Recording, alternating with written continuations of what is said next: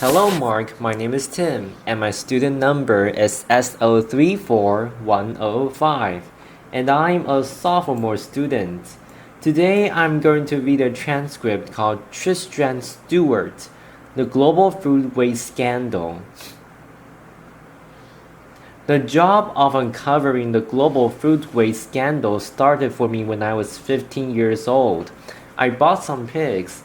I was living in Sussex, and I started to feed them in the most traditional and environmentally friendly way. I went to my school kitchen and I said, "Give me the scraps that my school friends have turned their noses up at." I went to a local baker and took their stale bread.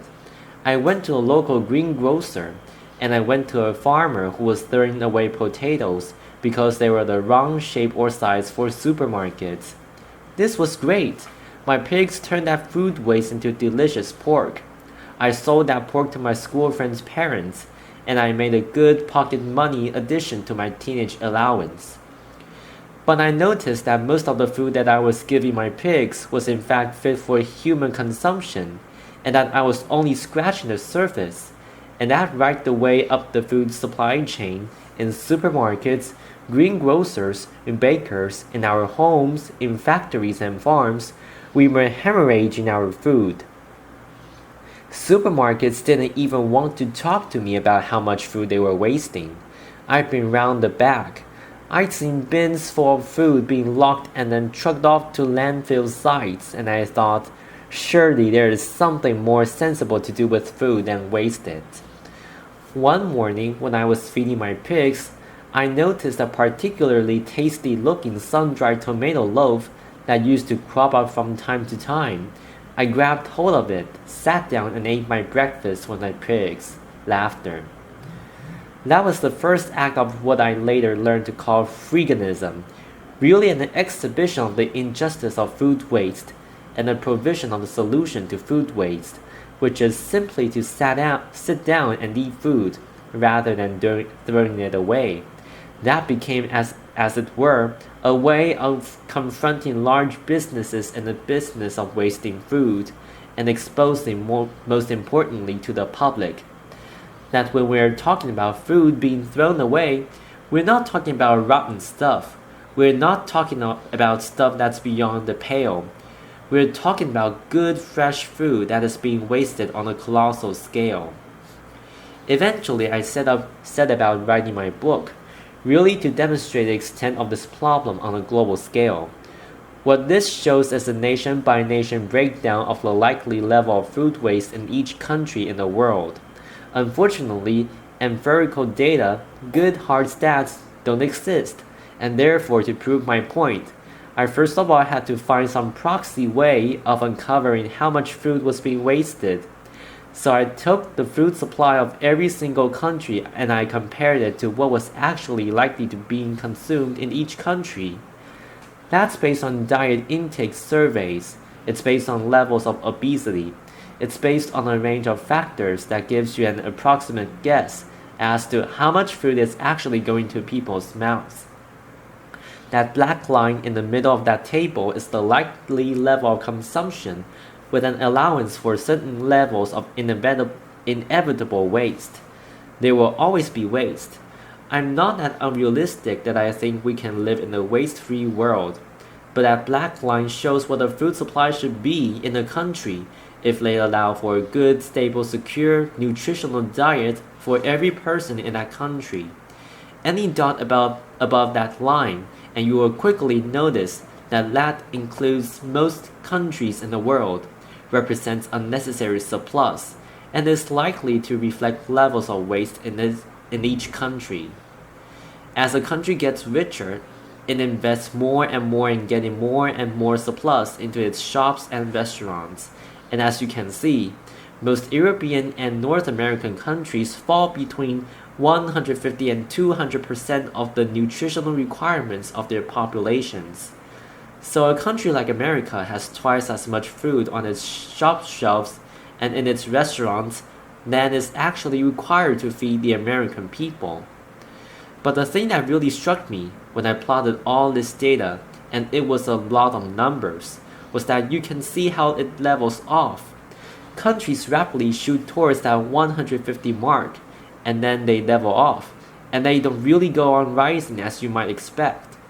So I decided to unpack that data a little bit further to see if that was true or false, and that's what I came up with. If you include not just the food that ends up in shops and restaurants, but also the food that people feed to livestock, the maize, the soy, the wheat, that humans could eat but choose to fatten livestock instead of producing increasing amounts of meat and dairy products, what you find is that most rich countries have between 3 and 4 times the amount of food that their population needs to feed itself. A country like America has 4 times the amount of food that it needs. When people talk about the need to increase global food production to feed those 9 billion people that are expected on the planet by 2050, I'd always think of these graphs. The fact is, we have an enormous buffer in rich countries between ourselves and hunger. We've never had such gargantuan surpluses before. In many ways, this is a great success story of human civilization, of the agricultural surpluses that we set out to achieve 12,000 years ago. It is a success story. It has been a success story. But what we have to recognize now is that we are reaching the ecological limits that our planet can bear. And when we chop down forests, as we are every day, to grow more and more food, when we extract water from depleting water reserves, when we emit fossil fuel emissions in the quest to grow more and more food, and then we throw away so much of it, we have to think about what we can start saving. And yesterday, I went to one of the local supermarkets that I often visit to inspect, if you like, what they are throwing away. I found quite a few packets of biscuits amongst all the fruit and vegetables and everything else that was in there. And I thought, well, this could serve as a symbol for today. And I want you to imagine that these 9 biscuits that I found in the bin represent the global food supply, okay? We start out with 9. That's what's in fields around the world every single year. The first biscuit we are going to lose before we even leave the farm. That's a problem primarily associated with developing work agriculture, whether it's a lack of infrastructure, refrigeration, pasteurization, grain stores, even basic fruit crates, which means that food goes to waste before it even leaves the fields. The next 3 biscuits are the foods that we decide to feed to livestock, the maize, the wheat, and the soya. Unfortunately, our beasts are inefficient animals, and they turn 2/3 of that into feces and heat. So we've lost those 2, and we've only kept this 1 in meat and dairy products. 2 more we're going to throw away directly into bins. This is what most of us think of when we think of food waste, what ends up in the garbage, what ends up in supermarket bins, what ends up in restaurant bins. We've lost another 2, and we've left ourselves with just 4 biscuits to feed on. That is not a superlative, efficient use of global resources, especially when you think of the billion hungry people that exist already in the world. Having gone through the data, I then needed to demonstrate where that food ends up. Where does it end up? We're used to see the stuff on our plates, but what about all the stuff that gone missing in between? Supermarkets are an easy place to start. This is the result of my hobby, which is unofficial bin inspections, laughter. Strange you might think, but if we could rely on corporations to tell us what they were doing in the back of their stores, we wouldn't need to go sneaking around the back, opening up bins and having a look at what's inside. But this is what you can see more or less on every street corner in Britain, in Europe, in North America. It represents a colossal waste of food. But what I discovered whilst I was writing my book was that this very evident abundance of waste was actually the tip of the iceberg. When you start going up the supply chain, you find where the real food waste is happening on a gargantuan scale. Can I have a show of hands if you have a loaf of sliced bread in your house? Who lives in a household where that crust, that slice at the first and last end of each loaf? Who lives in a household where it does get eaten? Okay, most people, not everyone, but most people, and this is, I'm glad to say, what I see across the world. And yet anyone seen a supermarket or sandwich shop anywhere in the world that serves sandwiches with crust on it? Laughter. I certainly haven't. So I kept on thinking, where do those crusts go? Laughter. This is the answer, unfortunately. 13,000 slices of fresh bread coming out of this one single factory every single day, day fresh bread. In the same year that I visited this factory, I went to Pakistan, where people in 2008 were going hungry as a result of a squeeze on global food supplies. We contribute to that squeeze by depositing food in bins here in Britain and elsewhere in the world. We take food off the market shelves that hungry people depend on. Go one step up and you get to farmers who throw away sometimes a third or even more of their harvest because of cosmetic standards. This farmer, for example, has invested 16,000 pounds in growing Spanish. Not one leaf of which he harvested, but because there was a little bit of grass growing in amongst it. Potatoes that are comestically imperfect, all going for pigs. Parsnips that are too small for supermarket specifications. Tomatoes in Tenerife. Oranges in Florida. Bananas in Ecuador, where I visited last year, all being discarded. This is one day's waste from one banana plantation in Ecuador, all being discarded, perfectly edible, because they're the wrong shape or size. If we do that to fruit and vegetables, you bet we can do it to animals too. Liver, lungs, heads, tails, kidneys, testicles, all of these things which are traditional, delicious, and nutritious parts of our gastronomy go to waste. Awful consumption has happened in Britain and America in the last 30 years. As a result, this stuff gets fed to dogs at best, or is incinerated. This man in Kashgar, Xinjiang province in western China, is serving up his national dish. It's called sheep's organs. It's delicious, it's nutritious, and as I learned when I went to Kashgar, it symbolizes their taboo against food waste. I was sitting in a roadside cafe.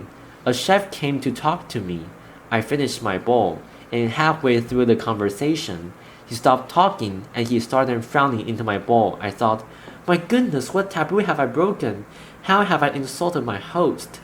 He pointed at 3 grains of rice at the bottom of my bowl and he said, clean. Laughter. I thought, my God, I go around the world telling people to stop wasting food.